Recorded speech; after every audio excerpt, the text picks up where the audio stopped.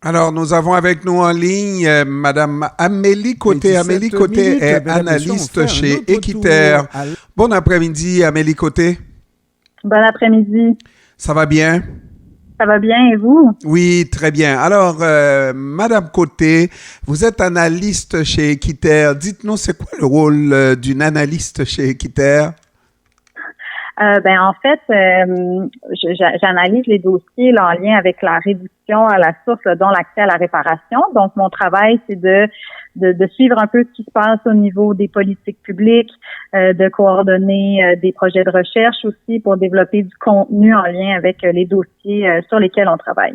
Alors voilà, vous avez ouvert la voie à cette entrevue en parlant de réparations qui ne se font plus ici au Québec, au Canada.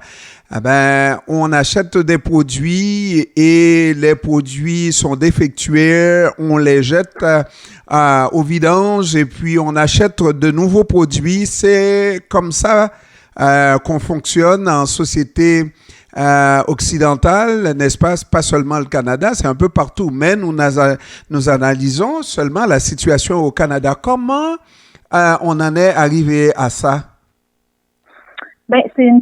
C'est plusieurs facteurs. Hein. Un des enjeux, on a eu des entrevues avec des personnes qui font la réparation, puis un sondage au Canada aussi. Puis ce qu'on a constaté, c'est que le principal frein à la réparation, c'est la conception des appareils.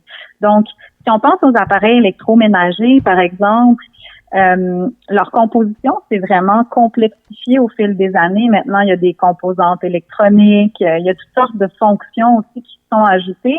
Mais ça rend la réparation plus difficile aussi. Donc, on consomme beaucoup de ces appareils-là et quand ils brisent, en général, le bris qui est observé, c'est au bout de 2,6 années. Et on a très peu le réflexe de la réparation. Donc, il y a seulement 19% de la population canadienne qui fait réparer son appareil quand un bris est observé. Donc, déjà là, on a perdu le réflexe de la réparation. Et une des raisons pour lesquelles on l'a perdu, c'est que les appareils sont aussi perçus comme étant moins durables. Dans certains cas, ils le sont. Dans d'autres, ils seraient potentiellement réparables, mais on n'a pas nécessairement essayé. Et ça, c'est lié aussi au fait qu'on manque d'informations sur les appareils, à savoir si c'est possible de les réparer ou non. Alors, on est loin de la protection aux consommateurs, n'est-ce pas? On regarde la réparabilité des appareils et le fait qu'on décide de réparer ou de ne pas réparer ou d'en acheter un neuf. Mais en principe, il y a, lorsqu'on achète un produit, une durée de vie à laquelle on s'attend. C'est un minimum pour le consommateur, non? Oui, tout à fait. Puis théoriquement, en fait, dans la loi sur la protection du consommateur au Québec, on a le droit, on a une garantie légale en fait qui existe. Et ça veut dire qu'on devrait pouvoir utiliser un bien pour son usage normal pendant une durée qui est raisonnable. Mais la durée raisonnable, elle n'est pas définie dans la loi en ce moment. Donc, il faut se rendre jusqu'aux petites créances pour faire valoir nos droits. Mais ce qu'on a constaté avec certains jugements qu'on a analysés, c'est que la durée de vie que les juges estiment que devraient avoir les appareils, elle est beaucoup plus longue que, par exemple, la durée de la garantie prolongée qui est vendue par le fabricant qui coûte souvent très cher. Donc, une garantie prolongée, c'est souvent quelque chose comme 3 ans. Mais la durée de vie des électroménagers, par exemple, ça peut aller jusqu'à 15 ans selon ce que sont déterminés certains juges. Donc, c'est pas encadré. Ça pourrait l'être. Puis, on pourrait espérer aussi que les appareils durent de plus en plus longtemps parce que on le sait, on a tous en tête des appareils qui duraient plusieurs décennies, qui appartenaient à nos grands-parents, un frigo peut-être qui fonctionne encore des années 20 dont j'ai entendu parler hier. Donc, c'est possible de les fabriquer, ces objets-là, mais en ce moment, comme il n'y a pas de contraintes pour les fabricants, eux, ils souhaitent évidemment vendre le plus d'appareils possible. Donc, c'est plus intéressant d'avoir un renouvellement rapide que de tendre vers des produits réparables. Et là-dessus, c'est presque tous les produits. Les voitures en sont des exemples aussi, n'est-ce pas? Même si les voitures ont une durée de vie beaucoup plus longue que les produits électroménagers. Naturellement, on a tendance, quand c'est pas de jeter la voiture aux poubelles, mais on ne répare pas la pièce qui fait défaut, n'est-ce pas? On remplace par une nouvelle pièce et ça fait rouler l'industrie de ces appareils-là, de l'automobile et tout ça. Donc, c'est la question qu'on doit se poser. Est-ce que ça nous amène à surconsommer dans les pays occidentaux? Mm-hmm. Ben certainement. En fait, même il y a un triste palmarès là, mais au Canada, on génère 3 fois plus de déchets d'équipements électriques électroniques que la moyenne mondiale. Donc, c'est 20 kilos par personne par année, comparativement à une moyenne mondiale qui est à 7,3 kilos. Donc, évidemment, c'est beaucoup et d'autant plus que l'objet qu'on tient dans notre main ou encore l'appareil qui est dans notre cuisine, c'est une partie des ressources que ça a pris pour le produire, mais souvent, en fait, ça en mobilise beaucoup plus. Donc, un téléphone cellulaire, par exemple, là, ça prend 600 fois le poids en matière première pour produire l'objet final. Donc, derrière l'arbre se cache la forêt. Se cache la forêt se cache la forêt et la forêt se trouve souvent très éloignée de nous. Oui, effectivement. C'est souvent dans des pays sous-développés qu'on va avoir l'arbre qui est coupé justement pour des peanuts. Tout à fait. Puis c'est un sujet qu'on n'aborde pas beaucoup en général, mais c'est comme une boîte de Pandore quand on s'y attarde dans la question des conditions de travail pour l'extraction des minerais, tout ce que ça implique comme impact sociaux, environnementaux aussi. Donc ça, c'est d'autant plus de bonnes raisons de s'assurer que les appareils, une fois qu'ils sont produits, au moins durent le plus longtemps. Mais aussi, bon, il y a la question d'un approvisionnement qui soit, on le souhaite, plus responsable.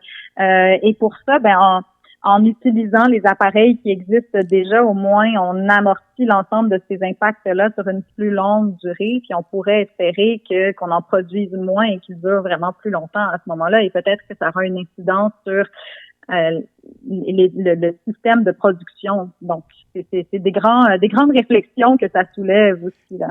Et là, on se pose la question, est-ce qu'on doit s'attendre à ce que les gouvernements s'en mêlent? Parce que pour les gouvernements, le développement, le progrès, c'est le travail qui continue et qui génère de l'emploi et qui génère des taxes, etc. Peu importe si on jette à qui mieux des produits qu'on aurait pu réparer, n'est-ce pas? Ou est-ce que cette situation-là incombe d'abord et avant tout aux citoyens qui doivent se responsabiliser pour ne pas devenir complices de ce gaspillage de nos ressources? En fait, en ce moment, ce qu'on a observé, c'est que les pratiques des fabricants ont évolué vers la mise en marché d'objets qui sont moins durables. Donc, nous, ce qu'on pense chez Équiterre, c'est qu'il faut vraiment aller vers un droit à la réparation, un encadrement légal, parce que on ne peut pas compter que sur l'autorégulation de l'industrie ou les gestes des personnes qui sont motivées. Bien qu'on puisse changer nos habitudes au niveau de la réparation, ça prend aussi les conditions pour être en mesure d'y arriver. Donc, il faut avoir accès aux pièces, aux outils, aux informations, tout ça dans un coût raisonnable aussi. Donc, pour nous, ça passe nécessairement par une définition du droit à la réparation à l'échelle fédérale, plus d'informations aussi sur les produits, par exemple, en affichant la durabilité, de l'information sur la durabilité des appareils électroniques et électroménagers pour qu'on puisse faire des choix éclairés aussi. Donc, tout ça, ça doit nécessairement passer par la loi. Par la loi et on s'entend à faire pression sur nos différents paliers de gouvernement, surtout le fédéral, le provincial, pour effectivement qu'on reconnaisse dans la loi un droit à la réparation, parce que quand on regarde même des automobiles qui sont vieilles de 50 ans, qui roulent encore dans un pays comme Cuba, que vous avez probablement dû visiter, ça veut dire que peut-être que ça ne durerait pas autant au Québec avec les questions de climat, mais au moins, on aurait une durée de vie respectable, surtout pour le montant qui est payé. Oui, vraiment. Puis on est dans un contexte d'inflation aussi où les ménages ont de plus en plus de dépenses. Donc, le fait de devoir remplacer des appareils électroménagers, par exemple, très rapidement, ça engendre des coûts importants. Donc, on souhaite vraiment que les appareils soient plus durables et pas juste de 2 ou 3 années. Là, vraiment qu'on change de paradigme. Comme vous le dites, on pense à des automobiles, à des appareils électroménagers qui ont duré plusieurs décennies. Donc, c'est vraiment ce vers quoi on devrait tendre pour s'assurer là de respecter les limites aussi de la Terre en termes de ressources naturelles. Amélie Côté, analyste chez Équiterre, je vous remercie. D'avoir pris du temps de nous parler cet après-midi, Madame Côté. Je pense qu'on a fait un bon travail et qu'il faudra continuer effectivement pour obtenir cette loi, ce droit à la réparation. Super. Ben, merci beaucoup de l'invitation, puis je vous souhaite une excellente journée. À vous aussi, merci. Au revoir. Merci, au revoir.